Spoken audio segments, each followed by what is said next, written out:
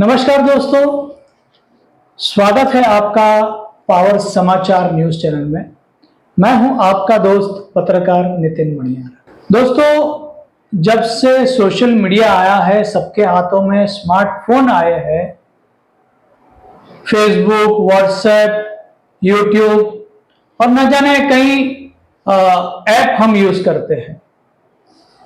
नेपाल की तरह अगर भारत सरकार भी ये सारी ऐप अचानक बंद कर दे तो क्या होगा?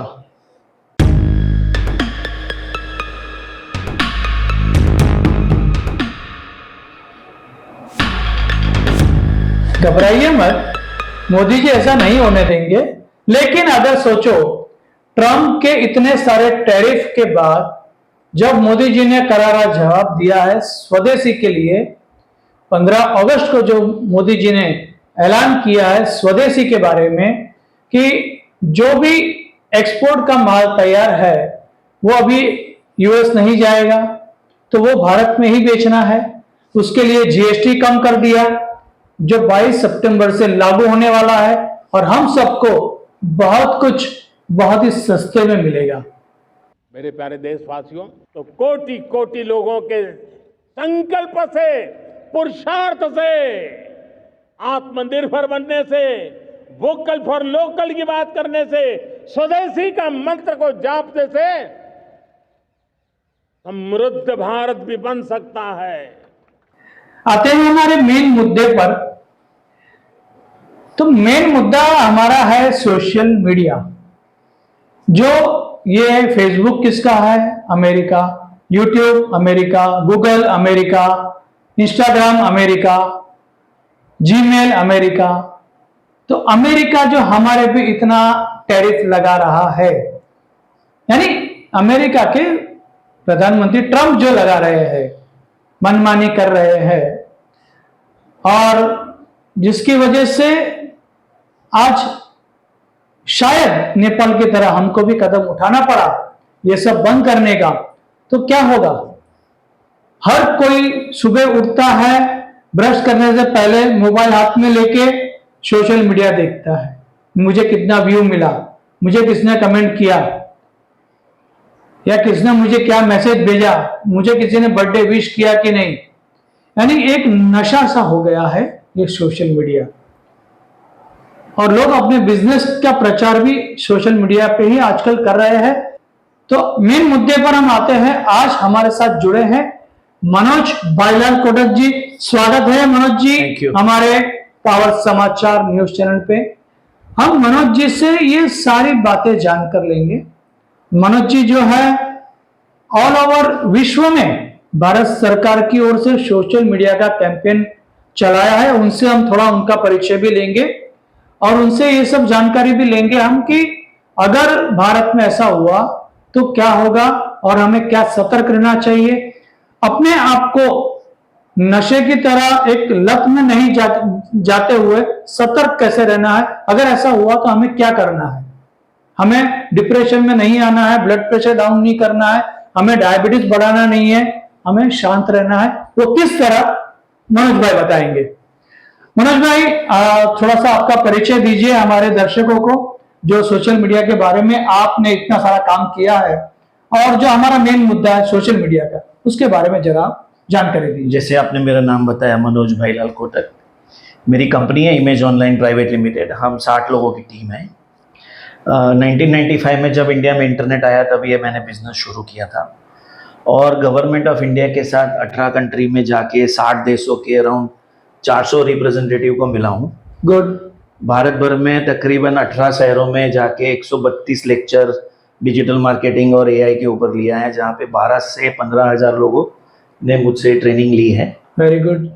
और जैसे अभी एआई के ऊपर ज़्यादा फोकस दे रहे हैं, और आपने ये बहुत सही मुद्दा उठाया है कि सोशल मीडिया ही अगर हमारी ज़िंदगी से चले जाए तो क्या।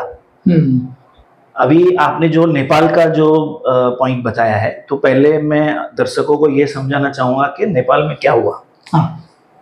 अभी ये बात तकरीबन 1-2 दिन पहले आई है और सडनली सितंबर से बैन कर दिया गया है, जिसको हम हमारी लैंग्वेज में ब्लैंकेट बैन बोलते हैं। ब्लैंकेट बैन मतलब सडनली कुछ भी ज्यादा टाइम दिए बिना बंद कर दिया गया, मतलब 7 दिन की नोटिस पे बंद कर दिया गया। बट इसका बैकग्राउंड शुरू हुआ था 2000 के साल में। जैसे आपने बोला कि आप न्यूज चैनल वाले हैं, वैसे नेपाल के जो केबल ब्रॉडकास्टिंग न्यूज चैनल वाले थे, टीवी वाले थे, उन्होंने एक रिट पिटीशन फाइल की सुप्रीम कोर्ट ऑफ नेपाल में कि हम ऑफलाइन मीडिया चलाते हैं तो आप हमारे को ऊपर रिस्ट्रिक्शन रखे हुए हो कि आपको पूछ के सेंसरशिप होगी, एडवर्टाइजमेंट किस तरह की जाएगी।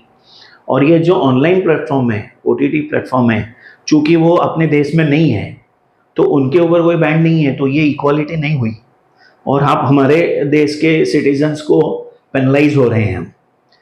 तो सुप्रीम कोर्ट ने उनकी बात को बहुत ध्यान से सुना और 2023 में, जैसे कि आप जानते हैं कोर्ट्स खुद एक्ट नहीं बनाती हैं, वो पार्लियामेंट को बोलती हैं। तो सुप्रीम कोर्ट ने 2023 में, मतलब सुप्रीम कोर्ट ने गवर्नमेंट को आदेश दिया, गवर्नमेंट ने 2023 में सोशल मीडिया रिस्ट्रिक्शन एक्ट निकाला, जिसके तहत, जैसे इंडिया में भी वो एक्ट है, जिसके तहत जो भी सोशल मीडिया प्लेटफॉर्म नेपाल में ऑपरेट करना चाहते हैं उनकी एक लोकल ऑफिस होनी चाहिए, उनका एक नोडल ऑफिसर होना चाहिए, उनकी कंप्लेंट मैकेनिज्म होनी चाहिए, उनके पास कंप्लेंट आएंगी तो मीडिया को उतार देना चाहिए और उनको वो सारे कंप्लेंट्स फॉलो करने हैं जो बाकी के मीडिया फॉलो करते हैं। ये ऑर्डर के बावजूद भी 2023 में इम्प्लीमेंट हो गया, उसके बावजूद भी किसी ने कंप्लाई नहीं किया। टिकटॉक जो प्लेटफॉर्म है उसने कंप्लाई किया, बाकी 26 प्लेटफॉर्म है जिसमें बहुत reputed platform like Facebook, Insta, x, आपका व्हाट्सएप, ये सारे प्लेटफॉर्मों ने कंप्लाई नहीं किया। तो ये जो पिटिशनर थे वो वापस कोर्ट में जाके बोले कि आपका कंटेम्प्ट ऑफ कोर्ट हो रहा है। तो 25 अगस्त को कोर्ट ने बोला कि 7 दिन के अंदर अगर ये कंप्लाई नहीं होता है तो इनको बैन कर दो। इस तरह से नेपाल में वो बैंड हुआ।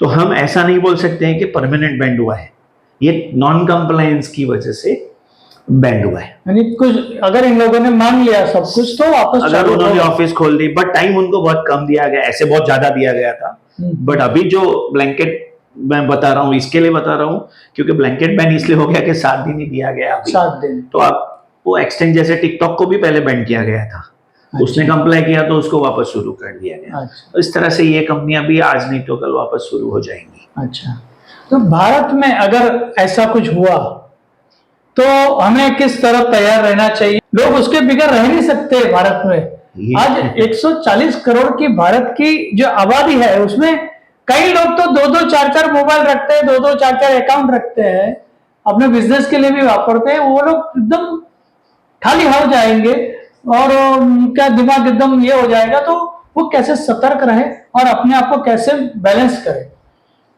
और भारत में ऐसी कौन सी ऐप है? दूसरी, यानी ये सब अगर बंद हुआ तो भारत ने कोई ऐप बनाई है या भारत कुछ ऐप ऐसी बनाने वाला है? भारत ऐसा कुछ प्लेटफॉर्म बनाने वाला है? कुछ आप जानकारी हमारे दर्शकों को दीजिए। ये भी बहुत सटीक सवाल है आपका।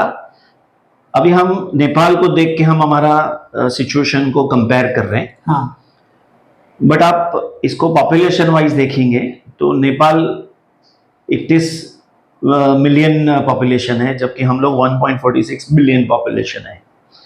अगर ये ब्लैंकेट बैन इंडिया में आ जाता है तो मैं बोलूँगा कि ये डिजिटल इलेक्ट्रिक फेलियर हो जाएगा। जैसे इलेक्ट्रिक फेलियर होता है तो सिग्नल वगैरह सब बंद हो जाता है, अंधाधुंधी सी छा जाती है, वैसा अगर इंडिया में हो जाए तो ये बहुत ही डेंजरस होगा। अब ये इंडिया में हो सकता है क्या, ये एक बड़ा क्वेश्चन है। तो गवर्नमेंट ऑफ इंडिया पहले से इस मैटर में सतर्क है। IT act 2000 already in place है।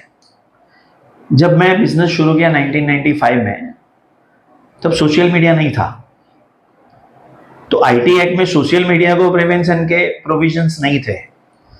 बट जो टाइम बदले होते गया, वैसे गवर्नमेंट ने social media restriction and ethical code act लाया था 2021 में, जिसको 2023 में सिचुएशन देख के अमेंड किया। और उसमें एक 69A का क्लॉज है जिसके तहत गवर्नमेंट जो भी वेबसाइट चाहे उसको बैन कर सकती है। आपको अगर ध्यान में, और अगर दर्शकों को ध्यान में है, तो बीच में 200 चाइनीज ऐप को बंद कर दिया गया था। और जहां जहां पे भी गवर्नमेंट तो अपने पास हथियार तैयार है, बट कब उस डंडे को यूज करना है वो गवर्नमेंट के हाथ में है। अब जब हथियार तैयार है और कब यूज होने वाला है, तो जो सोशल मीडिया कंपनी है वो खुद सतर्क और अलर्ट हो जाती है। तो नेपाल की सिचुएशन की कंपैरिजन में अगर हम हमारी सिचुएशन देखेंगे इंडिया की, तो लॉ प्रिवेल्स, लॉ है। लॉ है। बट अगर कोई ऐसी डेंजरस सिचुएशन आती है, जैसे आपने बोला कि चलो मान लो एक बार, 1 मिनट के लिए मानने के लिए गवर्नमेंट ऑफ इंडिया को ऐसे स्टेप्स लेने पड़े कि नेपाल के जैसे अगर बैन कर दिया गया, तो क्या हमारे पास उसके ऑल्टरनेट है?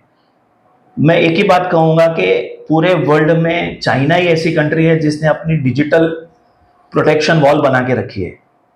वहां पे गूगल नहीं चलता, वहां पे बैदू चलता है, वहां पे व्हाट्सएप नहीं चलता है, वहां पे उनके खुद के चैट चलते हैं, उनके खुद के मीडिया है। बट चूंकि हमारे देश में आप देखेंगे, जो हम बोले जाते हैं India IT super power, but IT super power है ये, इसका मतलब ये है कि उन्होंने जो सॉफ्टवेयर बनाए हैं उसके ऊपर हमने महारत हासिल की है, और उनके सॉफ्टवेयर यूज करके जो कस्टम सॉफ्टवेयर होते हैं पूरे वर्ल्ड में वो इंडियंस बनाते हैं। बट ओरिजिनल आप देखेंगे तो एप्पल कहाँ का है? जैसे आपने बताया अमेरिका का है, एप्पल अमेरिका का है, फेसबुक अमेरिका का है, माइक्रोसॉफ्ट अमेरिका का है, गूगल अमेरिका का है, यूट्यूब अमेरिका का है। तो इंडिया में हमने सोचा था कि हम भारत ऑपरेटिंग सिस्टम बनाएंगे। हमारे पास कोई भी हार्डवेयर नहीं है, हमारा खुद का कोई मोबाइल नहीं है, अगर होते भी तो हम चाइना से यहाँ पार्ट्स लाके असेंबल्ड करते हैं।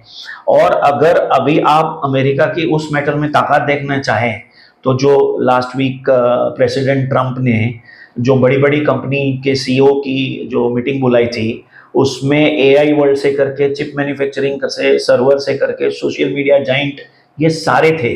ये बताता है कि सारी ताकत उनके पास है। तो ये इतना बड़ा व्हील हो चुका है। अभी हम बात करेंगे इंडिया के सोशल मीडिया एप्स की। तो मौज करके जो एक है, जो छोटा स्ट्रीमिंग वीडियो चलाता है, जिसके 16 करोड़ सब्सक्राइबर्स हैं, बट कंपैरिटिव आप करेंगे तो हम 140 करोड़ का देश है। तो हम 10% यूजर्स भी एक जो पॉपुलर ऐप है उसके पास है। और ये ऐप की ट्रिक क्या होती है कि अगर आपके पास वो ऐप है और मेरे पास अगर वो ऐप है तो ही हम कम्युनिकेट कर पाएंगे। बराबर है। तो इस तरह से जो अभी इसको मैं, फेसबुक को मैं single largest human directory on this earth कहूंगा, क्योंकि फेसबुक में आप कोई भी कंट्री के कोई भी आदमी का नाम दोगे सटीक तरीके से, वो मोस्ट प्रोबेबली आपको मिल जाएगा।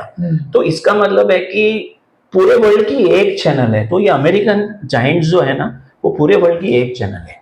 व्हाट्सएप हर कंट्री में चलेगा, एक्सेप्ट दुबई में बीच में बैन किया था, या चाइना में नहीं चल रहा। But rest of the world में आप जाओगे, पहले हम लोग मैट्रिक्स का कार्ड लेके चलते थे, अभी हम एयरपोर्ट पे जाते हैं, व्हाट्सएप का डेटा प्लान लेते हैं और हम कर सकते हैं।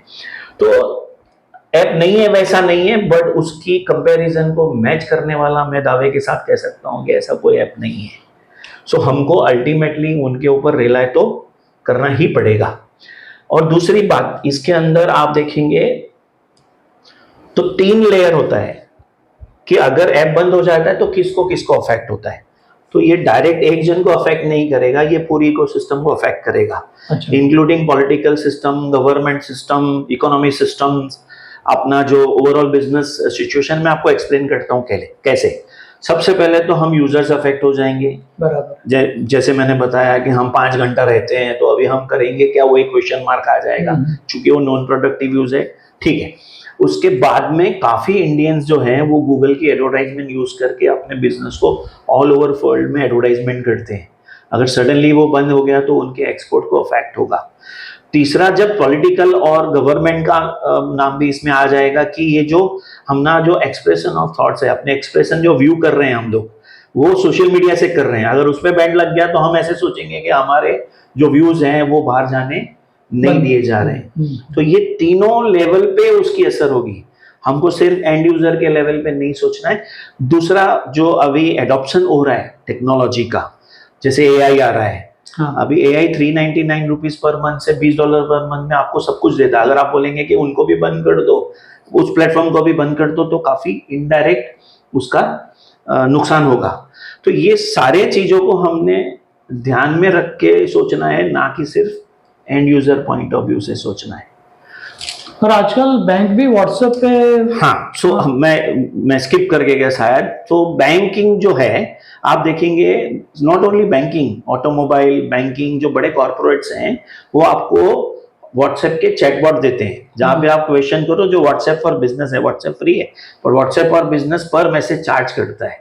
अगर आप उसको ही बैन कर देंगे तो भारत की बहुत सारी बड़ी बड़ी कॉर्पोरेट कंपनियां हैं वो भी अफेक्ट होंगी। आजकल व्हाट्सएप पे हमको खाली बैलेंस पूछो तो व्हाट्सएप पे बैलेंस आता है। हाँ, सो वो बैंकिंग के सॉफ्टवेयर से कनेक्टेड है। हाँ, तो उनको बंद कर देना मतलब बैंकिंग का कम्युनिकेशन विद एंड कस्टमर भी बंद हो जाएगा, ना कि सिर्फ एंड यूजर सफर करेंगे। तो इस तरह से ये पूरा economical level, business level, political level पे अफेक्ट करेगा, डिस्टर्ब हो जाएगा, पूरा डिस्टर्ब हो जाएगा। Yes yes. इंडिया में 146 मिलियन जो आपने पॉपुलेशन बताई 146 करोड़ पॉपुलेशन, उसमें से 85.5% पीपल आर स्मार्टफोन यूजर्स। मैं जब ये लेक्चर लेता था तभी बोलता था कि average Indian 11 GB data use करता है, जिसका मतलब वो 2.5 घंटा दिन में सोशल मीडिया या फोन पे रहता है।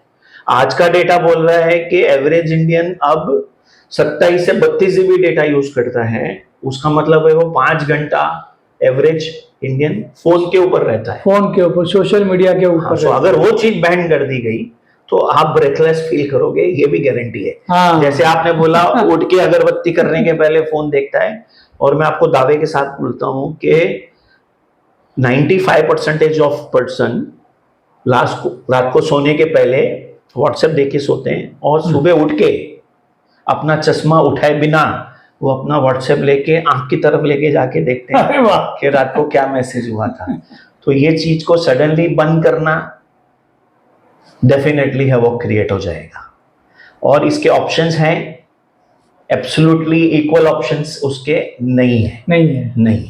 यानी हमारे देश में लोगों को उसके इक्वल ऐप को बनाना पड़ेगा और मार्केट में लाना पड़ेगा। अगर मार्केट ने बनाया है तो उसकी जागरूकता, उसको मीडिया के सामने आना होगा, उसको अपना पॉपुलैरिटी बनाना होगा, तो इंडियन लोग जानेंगे। जैसे कि मनोज भाई ने बताया कि इंडिया में फेसबुक, यूट्यूब, व्हाट्सएप जैसी जायंट जो ऐप है वो अभी तक नहीं है, और अगर है भी तो उसके उपयोगकर्ता बहुत कम है। जैसे मौजो का नाम इन्होंने लिया तो 16,000 के कितने हैं?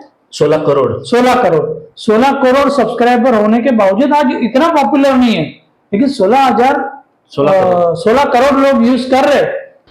अगर कि रात्रि को 12 बजे से और सोशल मीडिया रातों रात बंद हो जाएगा 12 बजे, तो टेंशन मत लेना लोगों, शांति रखना। ऐसा होगा तो नहीं, मोदी जी और अपनी भारत की सरकार ऐसा करेगी नहीं, लेकिन अगर करना पड़ा ट्रंप की दादागिरियों के सामने, शायद ये कदम उठाना पड़े कि ट्रंप की दादागिरी को शांत करने के लिए अमेरिका की सारी ऐप जो है, वेबसाइट है, उनको बैन करना भी पड़े, तो हमें टेंशन नहीं लेना है। हमें हमारे परिवार और दोस्तों के साथ समय बिताना है और खुश रहना है। अचानक ब्लड प्रेशर हाई नहीं करना है, डायबिटीज को बढ़ाना नहीं है, बस शांत रहना है और दूसरा ऑप्शन ढूंढना है। और बहुत ही जल्द मैं दूसरा वीडियो लेके आऊंगा जिसमें मैं आपको सारी स्टडी करके नए जो भारत के ऐप है वो भी मैं आपको दिखाऊंगा। तो बने रहिए हमारे साथ पावर समाचार के साथ। मनोज भाई धन्यवाद, आज आपने इतना आपका अमूल्य नॉलेज शेयर किया, लोगों को जानकारी देने के लिए खूब धन्यवाद। पावर समाचार आपका भी धन्यवाद। धन्यवाद। Thank you very much.